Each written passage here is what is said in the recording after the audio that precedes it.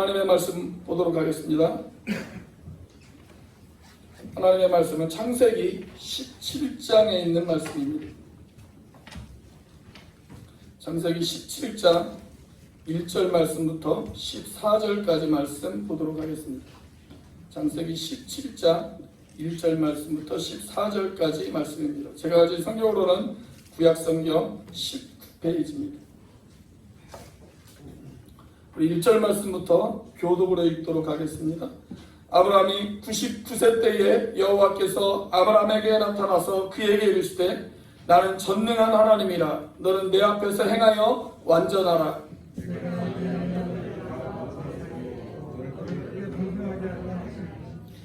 아브라함이 엎드렸더니 하나님이 또 그에게 말씀하여 이르시되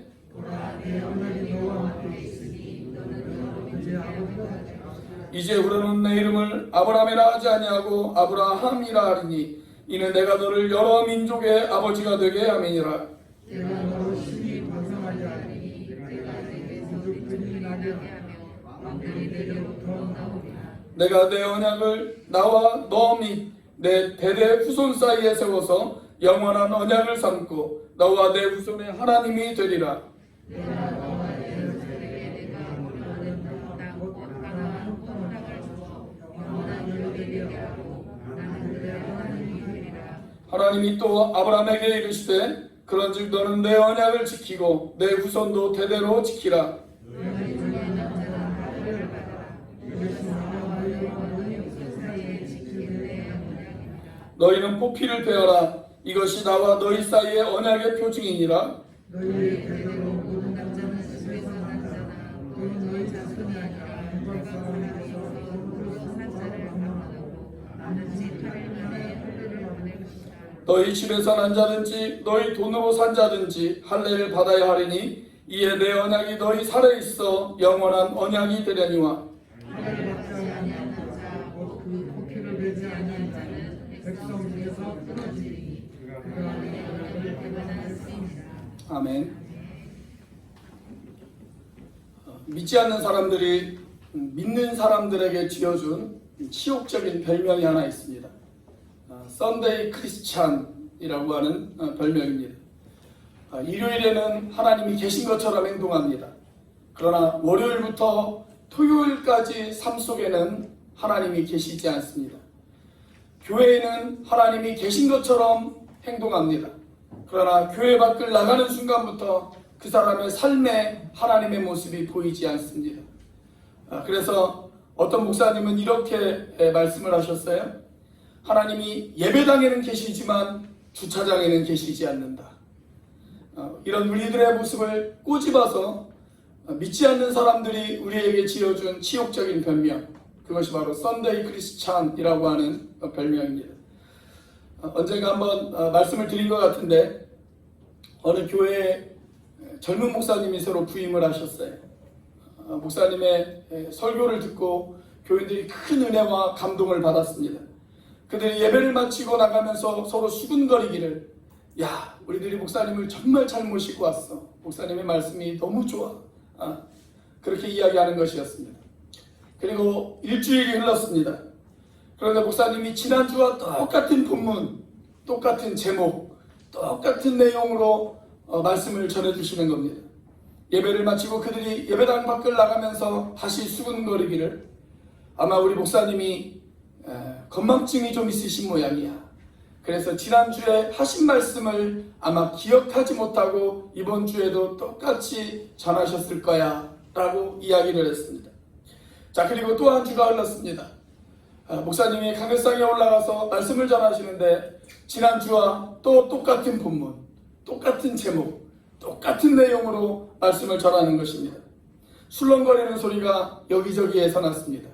아니, 우리 목사님이 아무래도 어떻게 정신이 어떻게 되신 모양이야. 그렇게 서로들 수군거리기 시작했습니다. 그때 누군가가 용기 있는 한 사람이 자리에서 벌떡 일어나더니 목사님에게 이렇게 말씀을 드렸습니다. 목사님께서는 2주 전에도 그리고 지난주에도 그리고 오늘도 똑같은 제목, 똑같은 본문, 똑같은 내용의 말씀을 전하고 있습니다. 목사님 혹시 그걸 모르시고 계셨습니까? 라고 물었습니다. 그러자 목사님이 천천히 교인들을 살펴보면서 이런 이야기를 했다고 합니다. 네, 맞습니다. 저는 이 설교를 지금 3주 연속 계속하고 있습니다. 여러분들은 제가 처음 이 설교를 했을 때 저에게 인사하기를 말씀에 은혜를 받았다라고 그렇게 말씀을 하셨습니다. 그래서 제가 일주일 동안 여러분들의 삶을 지켜보았는데 여러분들은 은혜 받은 대로 그렇게 살아가지 않으시더군요. 저는 제 메시지가 여러분들의 삶 가운데 적용되어질 때까지 앞으로 계속 이 메시지를 전할 예정입니다. 그렇게 이야기했다고 합니다. 사실 우리는 많은 설교를 듣습니다. 또 우리는 많은 성경적인 지식을 가지고 있습니다. 그러나 이 시대의 비극은 우리가 들은 말씀이, 우리가 알고 있는 말씀이 우리들의 삶을 변화시키지 못하고 있다라는 것입니다. 이것은 이 시대를 살아가는 모든 그리스도인들의 비극이라고 이야기할 수가 있습니다. 오늘 동일한 삶의 고민으로 걱정하고 있었던 이 아브라함에게 하나님이 나타나셨습니다. 그래서 아브라함에게 두 가지의 가르침과 두 가지의 명령을 하나님께서 내리십니다. 자, 오늘 그 가르침과 명령은 이 시대를 살아가는 저와 여러분들에게도 동일하게 적용되어진다라고 생각을 합니다. 자, 첫 번째 가르침입니다. 나는 전능한 하나님이야. 나는 전능한 하나님이야. 우리 1절 말씀입니다. 같이 한번 읽어보겠습니다. 시작. 아브라함이 99세 때에 여호와께서 아브라함에게 나타나서 그에게 이르시되 나는 전능한 하나님이라. 너는 내 앞에서 행하여 완전하라. 자, 여기 지금 아브라함의 나이가 몇 살이라고 기록되어져 있습니까? 99세였다 라고 기록되어 있습니다. 그런데 바로 그 앞절을 한번 살펴볼게요. 16장의 맨 마지막 절, 16장 16절 같이 한번 읽어보겠습니다. 시작. 하갈이 아브라함에게 이스마엘을 낳았을 때에 아브라함이 86세였더라. 자, 아브라함이 하나님의 언약을 믿고 가나안 땅에 들어갔어요. 그로부터 10년여의 세월이 흘렀습니다. 10년여의 세월이 흐르는 동안 하나님의 약속은 이루어지지 않았습니다. 더 심각한 문제는 사라가 점점 임신할 나이가 불가능해지는 그런 나이가 되어져 갔다라는 사실입니다. 자, 하루하루 희망이 사라지고 마음이 불안해지고 초조해졌던 이 아브라함과 사라가 조급해지기 시작을 했어요. 그래서 여종 하갈을 통해서 아들 이스마엘을 얻었습니다. 그런데 문제는 하나님께서 그 아들 이스마엘을 인정해 주시지 않는 거예요. 그리고 사라를 통해서 낳은 아들만이 내가 인정해 주겠다라고 그렇게 이야기하시는 겁니다. 자, 그래서 아브라함이 어떻게 하냐면 또 기다려요. 이스마엘을 낳고 난 이후에 또 기다리기 시작합니다. 그렇게 기다린 기간이 몇 년이라고요? 13년을 기다렸어요. 13년. 그러니까 16장 마지막 절과 17장 1절 사이에는 몇 년의 공백 기간이 있냐면 무려 13년의 공백 기간이 있는 것입니다. 여러분, 말이 쉬워서 13년이죠. 그 13년 동안 이 아브라함이 얼마나 힘들었을까요? 이제는 정말 절망이다 라고 그렇게 생각하지 않았겠습니까? 13년 동안 하나님께서 침묵을 지키셨어요. 하나님께서 아들을 주시겠다라고 약속을 해놓고 이스마엘을 통해서 아들을 얻었다라고 생각했는데 그걸 인정해 주시지 않고, 그리고 그때부터 다시 13년 하나님께서 침묵을 지키셨습니다. 이제 인간적으로는 자식을 낳을 가능성이 전혀 없었습니다. 완전한 절망이었습니다. 아무래도 하나님이 우리에게 자식을 주시지는 않을 작정인가 봐. 여보, 그냥 우리에게 있는 이 이스마엘이나 한번 우리가 잘 길러봅시다. 이런 생각을 하고 있을 무렵 이 아브라함의 가정에 하나님께서 개입하시기 시작합니다. 그리고 모든 희망의 끈을 놓아버린 아브라함에게 하나님이 말씀하시기를, 아브라함아, 나는 전능한 하나님이야. 이렇게 이야기하십니다. 여러분, 서양 속담에 이런 말이 있어요. 제가 아주 좋아하는 속담인데, 인간의 절망은 곧 하나님의 기회다. 이런 이야기가 있습니다. 인간의 절망은 곧 하나님의 기회다. 우리가 절망할 때, 우리가 낙심할 때, 우리가 안 된다고 포기할 때, 바로 그때가 하나님께서는 하나님의 전능성을 우리에게 가르쳐 주실 좋은 기회가 되어진다라는 이야기입니다. 사랑하는 여러분, 여러분들은 지금 어떤 순간을 보내시고 계십니까? 삶 가운데 고통이 있으십니까? 삶에 힘들고 어려운 일들이 있으십니까? 여러분들의 가정에, 여러분들의 사업장에, 여러분들의 자녀들에게 뭔가 문제가 있지는 않으십니까? 어쩌면 그 문제를 통해서 하나님은 하나님의 전능하심을 우리에게 가르쳐 주실 기회가 되어질 수도 있다라는 사실에 대해서 여러분들은 어떻게 생각하십니까? 여러분들의 문제가 무엇이든지 간에, 여러분들의 절망이 무엇이든지 간에 그 문제를 통해서 역사하시는 하나님을 바라보실 수 있기를 주의 이름으로 축원합니다. 자, 두 번째 가르침입니다.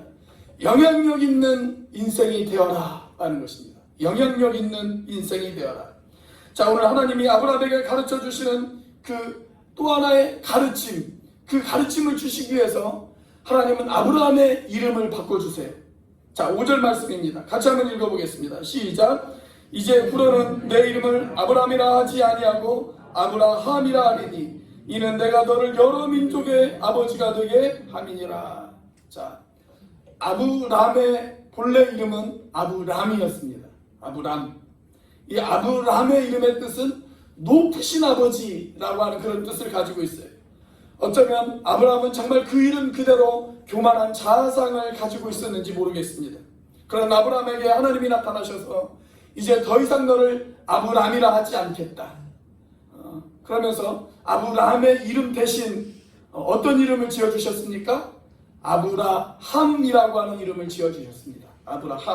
아브라함이라고 하는 이름의 뜻은 많은 민족의 아버지, 열방의 아버지, 열국의 아버지, 그런 뜻을 가지고 있습니다. 이 말씀은 단순히 아브라함이 많은 민족을 이루게 될 것이다, 그것만은 의미하는 것은 아니에요. 이 말씀은 아브라함이 많은 사람에게 영향력을 끼치는 그런 존재가 되어질 것이다 라는 그런 의미를 담고 있습니다. 그냥 몇몇 사람에게 존경과 칭찬을 받는 그런 사람이 아니라 가족과 민족을 넘어서 이제는 많은 사람들에게 영향을 끼치는 그런 사람이 되어질 거야. 다시 말하면 너는 믿음의 아버지가 되어질 것이고 너는 믿음의 조상이 되어질 거야. 그런 의미입니다. 아브라함아, 이제 너는 너의 그 삶은 너 혼자만을 위한 삶이 되어지지는 않을 거야. 너는 변화되어질 거야. 너는 이제 주변의 많은 사람들에게 너는 하나님의 영향력을 행사하는, 거룩한 영향력을 행사하는 그런 사람으로 너는 마침내 변화되어지게 될 거야. 그런 이야기예요. 사실 이게 아브라함이 받은 복의 본질이었습니다. 우리가 아브라함을 이야기할 때마다 뭐라고 이야기를 하냐면 그는 복의 근원이다 라고 그렇게 이야기하지 않습니까? 여러분, 아브라함이 받은 복, 무슨 복일까요? 물질의 복을 받았을까요? 100세의 아들 이삭을 얻은 것, 그것이 아브라함에게 복이었을까요? 물론 그 모든 것이 복이었습니다. 그렇지만 성경이 말씀하는 아브라함이 받은 복의 본질은 사실 이것입니다. 우리가 다시 아브라함에 대해서 살펴본 처음 창세기 12장으로 한번 되돌아가 보도록 하겠습니다. 창세기 12장 2절 말씀 같이 한번 읽어보겠습니다. 시작. 내가 너로 큰 민족을 이루고 내게 복을 주어 내 이름을 창대하게 하리니 너는 복이 될지라. 여기 뭐라고 기록되어 있어요? 너는 복이 될지라. 그렇게 기록되어 있어요. 너는 복이 될지라. 다시 말하면 네가 바로 복이야. 너는 복 그 자체야. 그 이야기입니다. 무슨 말일까요? 너 때문에 사람들이 복을 받고, 너 때문에 사람들이 희망을 얻고, 너 때문에 사람들이 위로를 얻고, 너 때문에 사람들이 평안을 얻는 인생. 그래서 사람들이 당신은 나의 복입니다 라고 이야기하는 복 그 자체가 되어지는 인생. 너의 인생은 바로 그런 인생이 되어질 거야. 그 이야기입니다. 사랑하는 여러분, 저와 여러분들이 추구해야 될 인생의 본질적인 모습이 바로 이런 모습 아닐까요? 쓰러진 사람들이 나 때문에 희망을 얻고, 세상에서 좌절하고 난망해 있는 사람들이 나 때문에 다시 일어설 용기를 얻는 그러한 인생. 우리들 가운데 누군가가, 우리 지체들 가운데 누군가가 힘들어하고 있을 때 내가 전한 말 한마디로, 내가 그에게 베푼 따뜻한 그런 온정 하나로 그의 삶이 다시 일어서고 용기를 얻을 수 있는 그러한 인생. 그래서 다른 누군가에게 내가 거룩한 영향력을 행사하는 그러한 인생, 여러분 저와 여러분들이 추구해야 될 인생이 바로 그런 인생 아니겠습니까? 모르드게 햄이라고 하는 거의 알려지지 않은 설교자가 있었습니다. 이분이 어느 시골 교회 집회를 인도를 하게 되어졌습니다. 그런데 사람들이 별로 모이지를 않은 거예요. 설교자는 사람들이 별로 모이지 않으면 좀 힘이 빠져요. 그래서 이분이 크게 낙심을 한 상태로 메시지를 전하고 있었습니다. 그래서 빨리 그냥 메시지를 마치고 집회를 마치고 쉬어야 되겠다 이런 생각을 가지고 있었는데, 바로 그때 성령께서 이 사람의 마음 가운데 이런 생각을 주셨습니다. 아니야, 최선을 다해야 해. 비록 이 자리에 많은 사람들이 모이지는 않았지만, 아주 적은 무리이지만 이 사람 중에 누군가가 내 설교를 듣고 그의 인생이 변화되어질 수도 있잖아. 그렇기 때문에 나는 오늘 최선을 다해야 돼. 그런 생각이 들었습니다. 그래서 그는 자기의 마음속에 드는 공허함을 극복하면서, 하나님, 오늘의 이 메시지가 누군가의 가슴에 부딪혀서 그에게 영향을 끼칠 수 있도록 도와주세요 라고 기도하면서 메시지를 전했습니다. 설교를 다 마치고 초청하는 시간이 되어졌을 때 16살짜리 한 청소년이 그의 앞에 나왔습니다. 그리고 나의 인생을 하나님 앞에 드리겠노라고, 나의 삶을 하나님 앞에 드리겠노라고 헌신했습니다. 그 학생이 바로 빌리 그레이엄 목사입니다. 오늘 이 모르드게 햄을 기억하는 사람은 별로 없습니다. 그렇지만 그가 빌리 그레이엄에게 영향을 끼치지 못했다면 오늘날 전 세계의 위대한 복음 전도자였던 빌리 그레이엄 목사는 어쩌면 탄생하지 못했을 수도 있었습니다. 수산나라고 하는 한 명의 부인이 있었습니다. 이 부인이 교회에서 예배를 드릴 때 목사님이 이렇게 이야기를 하셨습니다. 당신은 당신의 삶의 자리에서 하나님을 위해 무슨 일을 하시겠습니까? 수산나라고 하는 이 부인이 그 이야기를 들었을 때 마음이 괴로웠습니다. 나는 한낱 가정주부에 불과한데 내가 하나님을 위해서 무엇을 할 수 있단 말인가? 그런 생각이 들었습니다. 마음이 그런 괴로운 마음을 가지고 하나님 앞에 엎드려서 기도를 합니다. 하나님, 저는 한낱 가정주부에 불과합니다. 제가 무엇을 할 수 있겠습니까?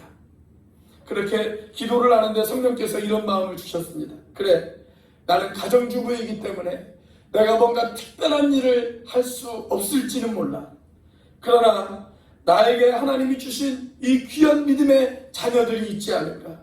오 주님, 저에게 맡긴 이 자녀들을 제가 성실하게 기를 수 있도록 저를 도와주소서. 이 아이들에게 진리이신 하나님의 말씀을 가르치게 하시고 이 아이들의 마음에 하나님의 사랑을 심을 수 있도록 하나님 나를 도와주시옵소서. 이 아이들에게 거룩한 삶의 영향력을 끼칠 수 있도록 하나님 나를 인도하소서. 그렇게 기도했습니다. 이 부인의 이름이 바로 수산나 웨슬리입니다. 위대한 전도자이면서 영국이 영적으로 암흑기에 빠졌을 때 그 영국을 도덕적 파탄에서 건져낸 감리교회 창시자 존 웨슬리와 찰스 웨슬리의 어머니이기도 합니다. 사랑하는 여러분, 오늘 여러분은 누구의 삶에 영향력을 미치고 있습니까? 절망에 빠진 누군가가 여러분 때문에 희망을 얻고 마음에 상처를 얻고 그렇게 살아가고 있지는 않습니까? 쓰라린 마음으로 살아가는 사람들, 정말 힘든 마음으로 살아가는 사람들, 그런 사람들이 여러분들 때문에 다시 용기를 얻고 그리고 여러분들 때문에 다시 살아갈 힘을 얻고 여러분들이 건네준 따뜻한 말 한마디로 그들이 희망을 발견할 수 있다면 여러분 그 인생이 얼마나 값진 인생이 되어질 수 있을까요? 오늘 하나님께서 저와 여러분들에게 기대하는 인생, 바로 그러한 거룩한 영향력을 끼치면서 살아가는 그러한 인생이 되기를 원하시고 계시지 않겠습니까? 저와 여러분들의 삶이 그런 거룩한 영향력을 끼치는 그러한 인생이 되어지기를 주의 이름으로 축원합니다. 자, 이렇게 두 가지의 가르침을 주신 하나님께서 이제 아브라함에게 두 가지의 명령을 하십니다. 첫 번째 명령, 너는 내 앞에서 행하여 완전하라 라고 이야기하십니다.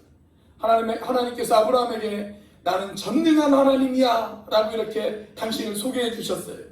그 하나님께서 이제 아브라함에게 요구하십니다. 너는 내 앞에서 완전하라. 그렇게 이야기하십니다. 자, 17장 1절 다시 한번 읽어보겠습니다. 시작. 99세 때에 여호와께서 아브라함에게 나타나서 그에게 이르시되 나는 전능한 하나님이라. 너는 내 앞에서 행하여 완전하라. 자, 이 말씀을 읽다가 이 말씀 속에서 자기 일생의 좌우명을 발견한 사람이 있습니다. 그 사람이 바로 존 칼빈이라고 하는 종교개혁가입니다.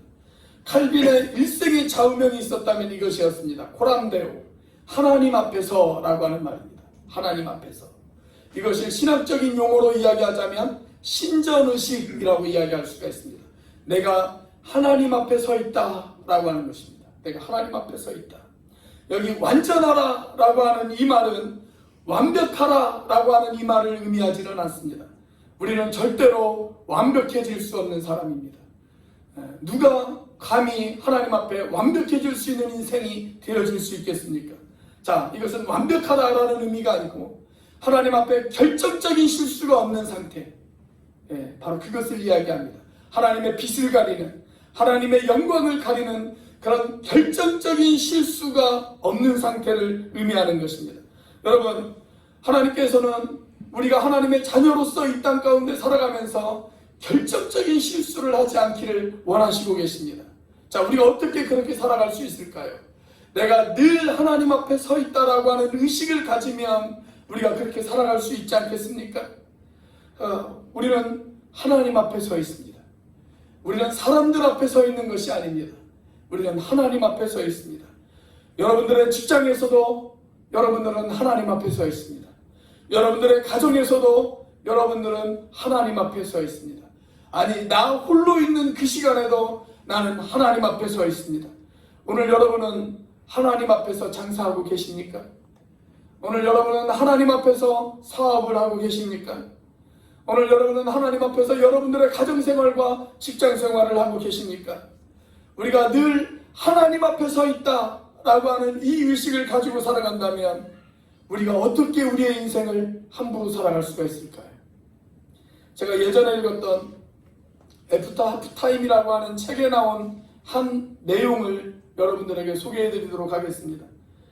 평범한 주부이면서 동시에 성실하게 아이들을 가르치는 초등학교 선생님이 한 분 계셨습니다. 이분이 크리스천이었는데 늘 하나님 앞에서 내가 바른 교사가 되고 싶다. 이것이 그분의 기도 제목이었습니다. 그런데 늘 마음에 걸리는 문제가 하나 있었는데 그 문제가 뭐냐면 바로 촌지에 관한 문제였어요. 촌지. 그때는 지금처럼 김영란법 이런 것이 적용되어지지 않았던 시대였으니까 늘 그것이 마음에 걸렸습니다.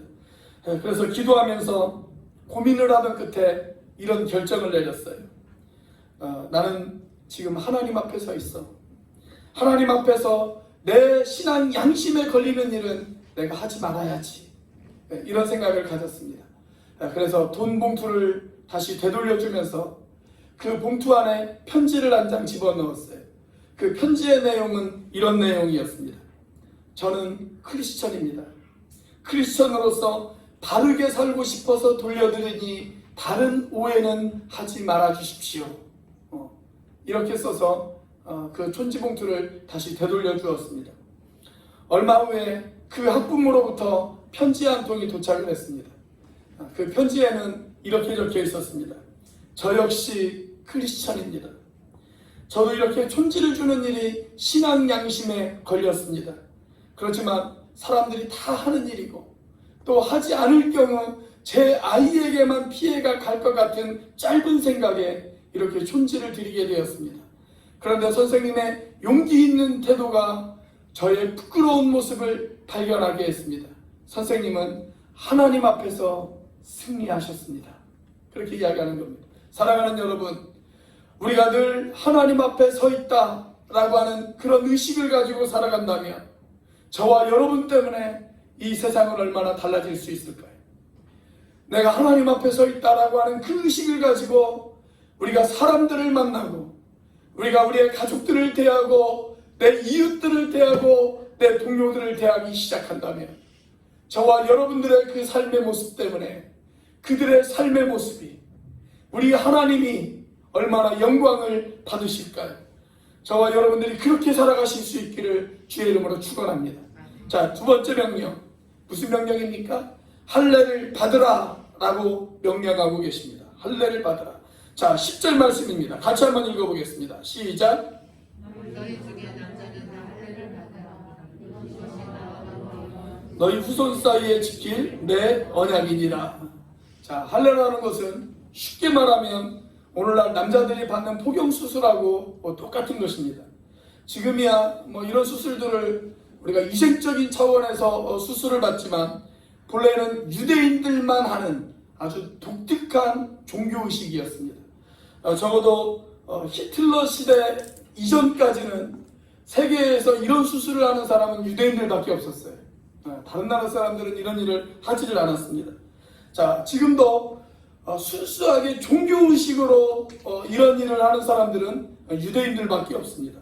자, 그렇다면 하나님께서 왜 이스라엘 민족에게, 아브라함에게 이 할례를 명령을 하셨을까요? 단지 유생적인 그런 측면에서 이런 일을 명령하셨을까요?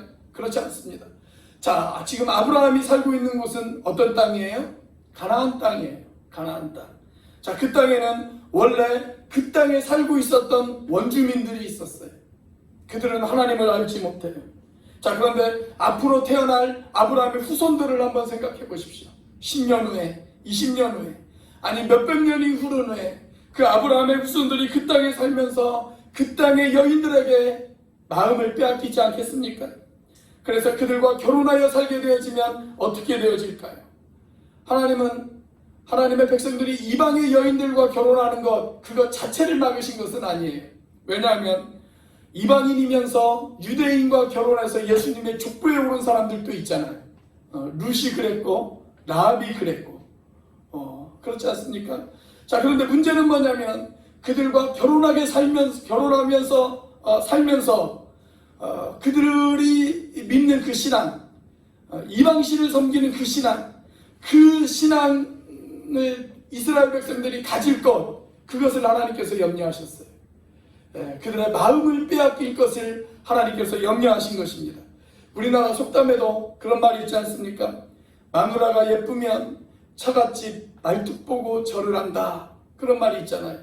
그러니까 가난한 여인들에게 마음을 빼앗긴 이 유대인들, 그 유대인들이 그 가난한 여인들이 섬기던 신 앞에 절을 하고 그들에게 마음을 빼앗길 것, 하나님께서는 그것을 염려하신 것입니다. 그래서 하나님께서는 내가 너희들의 하나님이 되어지고 너희들은 나의 백성이 되어진다라는 것을 알리는 그 언약의 표징을 유대인들의 몸속에 새기기를 원하셨던 것입니다. 그래서 그들에게 새겨진 그 할례의 흔적들을 바라보면서 그들은 어떤 생각을 할까요? 그래, 나는 하나님의 백성이야. 나는 하나님의 백성답게 살아야 해. 이런 생각을 갖지 않겠습니까? 할례는 유대인들과 유대인들이 아닌 사람을 구별하는 기준이 되어집니다. 할례는 하나님의 백성과 하나님의 백성이 아닌 사람들을 구별하는 기준이 되어집니다. 그래서 지금도 유대인들에게 가장 심한 욕이 있다면 바로 이것입니다. 이 할례 받지 못한 놈아. 이 말은 하나님의 백성에서 끊어졌다는 것을 의미하는 것이고, 더 이상 이스라엘 민족이 아니라는 것을 의미하는 것이고, 더 이상 당신은 나의 형제가 아니다 라는 것을 의미하는 말입니다. 그러므로 여러분, 할례의 본질은 이것입니다. 나는 하나님의 백성이야. 하나님의 백성답게 살아야 해. 그들의 몸에 새겨진 할례의 흔적들을 바라보면서 그들은 스스로 이렇게 다짐해야만 했습니다. 나는 하나님의 백성이야. 하나님의 백성답게 살아야 해.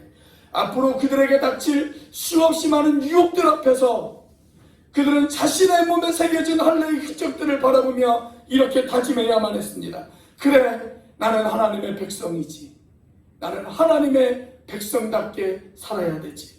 자, 그런데 세월이 흐르면서 이 할례의 본질을 그들이 잃어버렸습니다. 그리고 할례라는 의식의 껍데기만 남게 되었습니다. 여러분, 종교에 있어서 의식은 상당히 중요한 것입니다.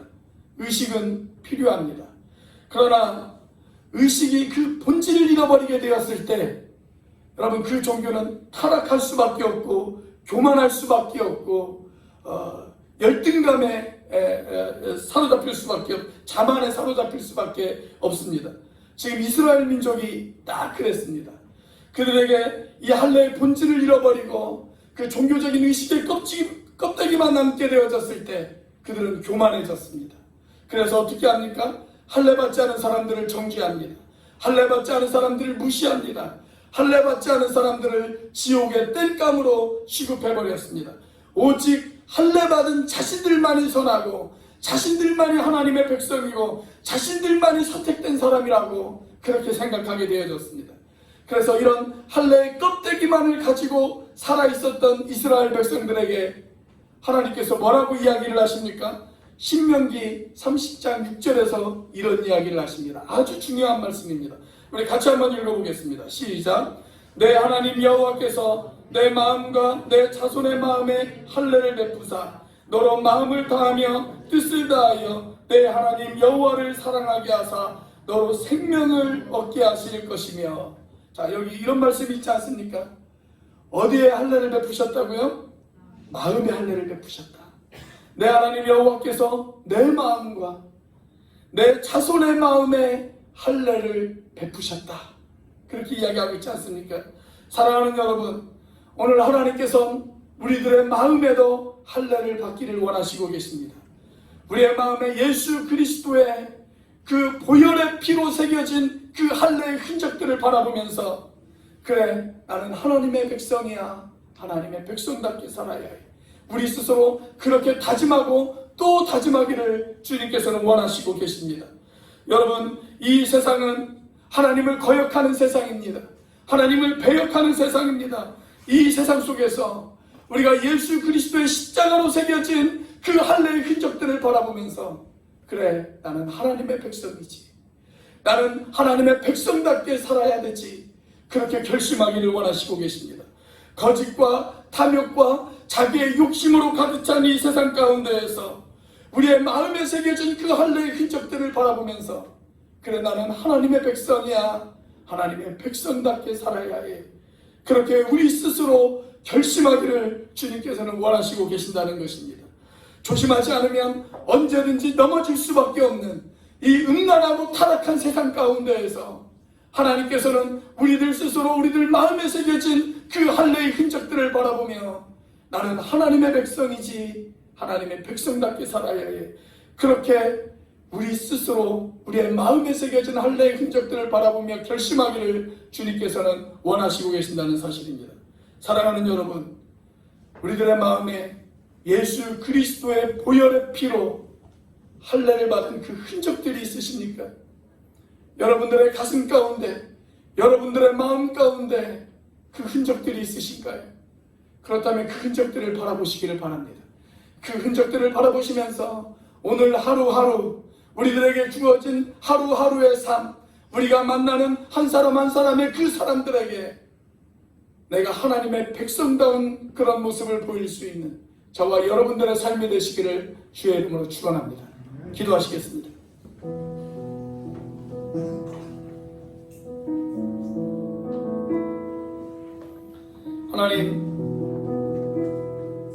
하나님의 기대에 부응하는 그러한 삶을 살고 싶습니다. 하나님, 다르게 살고 싶습니다. 세상과는 좀 다르게, 세상 사람들과는 조금 다르게 그렇게 인생을 살고 싶습니다. 비록 우리의 두 발은 세상 가운데 딛고 살아가고 있지만 하나님, 이 땅에서 내가 그리스도인다운 선한 영향력을 행사할 수 있는 그러한 인생이 되어줄 수 있도록 인도하여 주옵소서. 하나님의 백성답게 그렇게 살고 싶습니다. 하나님의 사람답게 그렇게 살고 싶습니다. 하나님, 신실하게 살고 싶습니다. 거룩하게 살고 싶습니다. 하나님, 나를 변화시켜 주옵소서. 우리 이 시간 같이 한번 한 목소리로 하나님 앞에 기도하도록 하겠습니다. 같이 기도합니다. 할렐루야. 살아계심의 역사하시는 하나님 아버지, 감사합니다. 아버지 하나님, 이 시간 아버지 하나님 세상 가운데 살아가고 있지만 아버지 하나님, 내가 이 세상과는 다르게 하나님 그렇게 살아가고 싶습니다. 아버지 하나님, 이 세상 속에서 하나님, 내가 하나님의 사람답게 살고 싶습니다.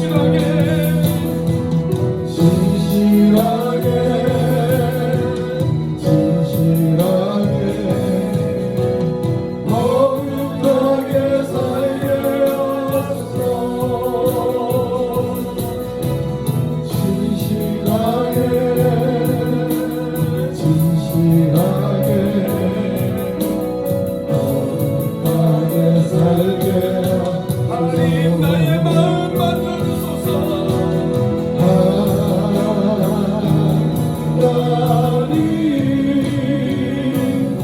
나의 마음 만져주소서.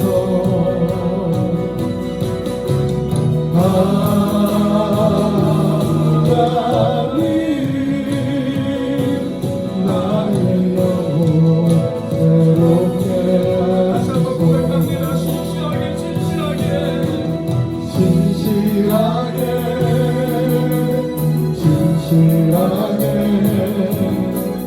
거룩하게 살게 하소서. 진실하게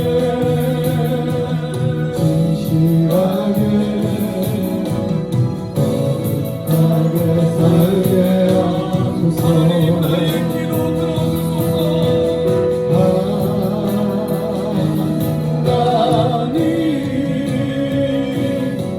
나의 기도 들어주소서.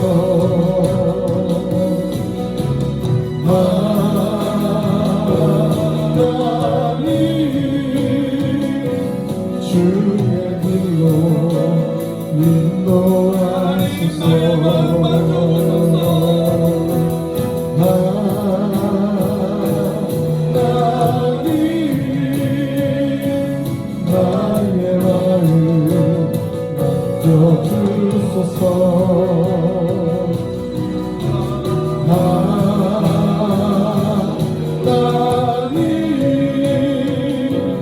나의 영혼 새롭게 나의 기도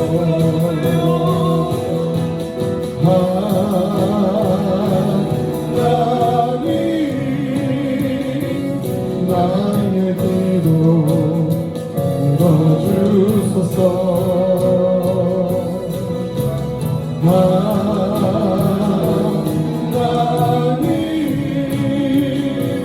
주의 길로 하나님 나의 기도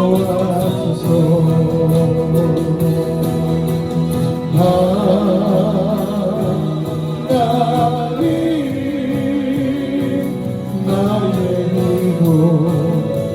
들어주소서.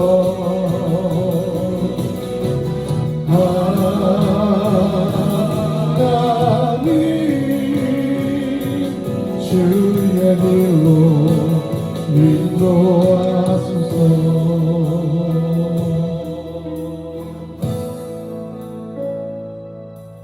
하나님 이 시간 주신 말씀을 가슴에 담습니다. 하나님 이 말씀 붙들고 살겠습니다.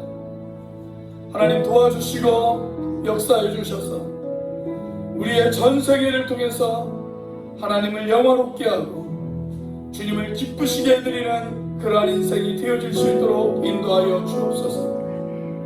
십자가 피 그 흘리신 보혈로 구원받은 그 사랑을 기억하고 주님의 기대에 부응하는 그러한 인생을 살아갈 수 있도록 인도하여 주옵소서. 내가 하나님의 자녀가 되었사오니 하나님 이 땅 가운데서 하나님의 자녀답게 살아가는 그러한 삶의 모습이 되어질 수 있도록 역사하여 주시옵소서.